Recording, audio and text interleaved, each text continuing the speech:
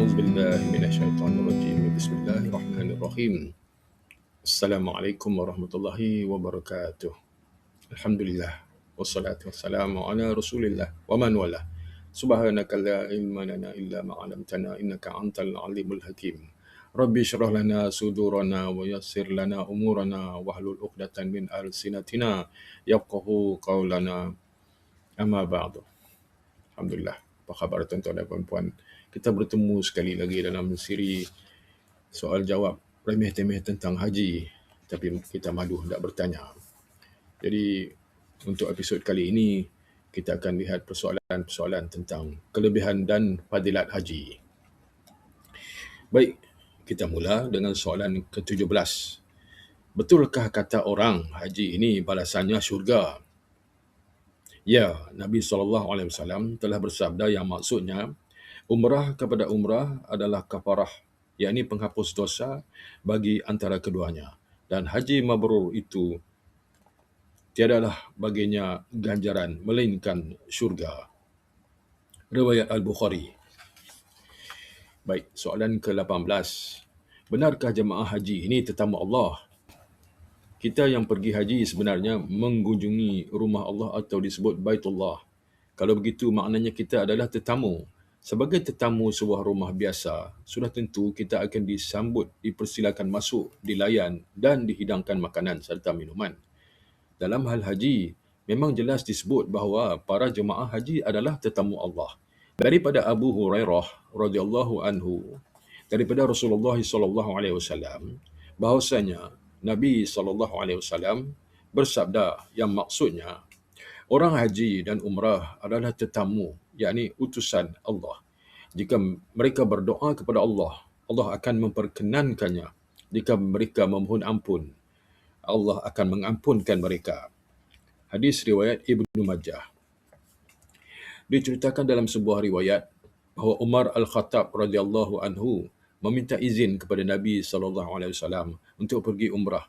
Nabi SAW berkata kepada Umar radhiyallahu anhu yang bermaksud, "Wahai saudaraku, sertakanlah kami dalam sesuatu daripada doamu dan janganlah engkau melupakan kami." Lalu kata Umar radhiyallahu anhu, "Tiadalah ucapan yang lebih kugemari daripada kata-kata Nabi itu apabila baginda menggunakan kalimah saudaraku." Riwayat Al-Waqihi. Soalan ke-19. Ketika solat berjemaah di Masjidil Haram, imam bermazhab Hambali sedangkan kita Syafi'i, sudahlah solat tidak sah kerana tidak dibaca doa kunut. Doa kunut dalam mazhab Syafi'i rahimahumullah adalah perkara sunat sahaja. Solat kita sah jika berimamkan seseorang imam yang berbeza mazhab, selagi ia merupakan mazhab dalam kategori ahli sunnah wal jemaah. Keterbukaan mazhab Syafi'i. Bahkan diceritakan bahawa Imam Syafi'i rahimahumullah sendiri pernah bersolat subuh menjadi imam di sebuah tempat yang bermazhab Hanafi, tetapi beliau tidak berdoa kunut sebagai menghormati pendapat mazhab Abu Hanifah radhiyallahu anhu. Inilah kelebihan haji di mana umat Islam pelbagai bangsa dan mazhab berhimpun di satu tempat. Mereka berimamkan kepada seorang imam. Jika imam bermazhab Hambali, para makmum yang bermazhab Syafi'i, Maliki, Hanafi dan mazhab yang lain semuanya bersolat di belakang satu imam. Kita semua adalah Muslim kerana nama ini dipilih dalam Al-Quran. Sebagai Muslim dan mukmin, kita adalah bersaudara. Firman Allah Subhanahu Wa Taala, A'udzubillahi minasyaitonirrajim. Innamal mu'minuna ikhwah. Maksudnya, sesungguhnya orang mukmin adalah bersaudara. Surah Al-Hujurat ayat ke-10. Haji akan mengeratkan silaturahim antara umat Islam. Doa kesatuan umat.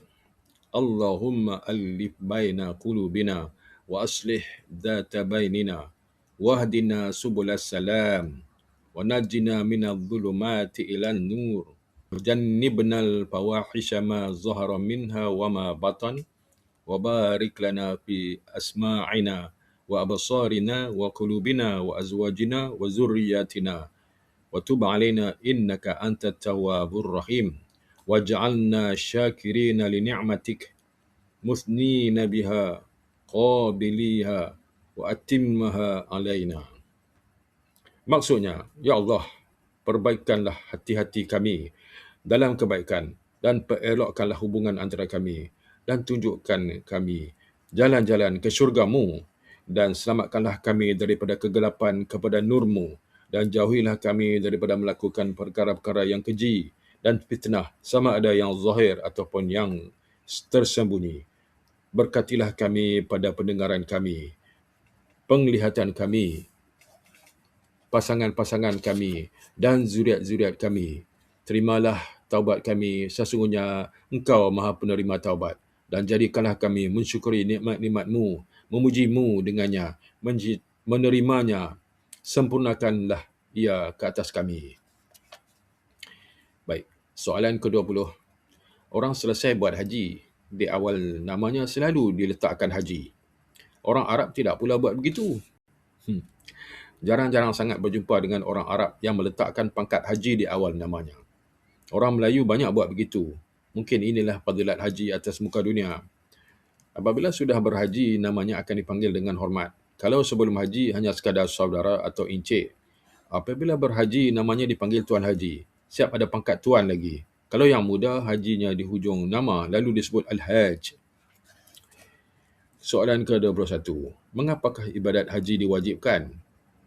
Setiap ibadah dalam Islam adalah perintah daripada Allah. Sudah pasti ada hikmah yang tertentu. Haji adalah kemuncak dalam ibadah. Kalau solat tidak memerlukan belanja yang banyak, tetapi haji perlu kepada banyak belanja. Sebagai hamba, kita datang menyahut seruan haji. Kita berpakaian dengan penuh sederhana dan dhaif. Juga bagi menyatakan kesyukuran dengan nikmat harta dan kesihatan. Hikmah haji antaranya bagi menzahirkan perhambaan dan kesyukuran. Soalan ke-22. Adakah haji ini boleh dianggap sebagai jihad? Memanglah jihad. Bukan senang untuk pergi haji bagi kebanyakan orang. Duitnya dan masa lagi. Letih juga ketika musafir. Semua itu jihad. Lebih-lebih lagi untuk wanita.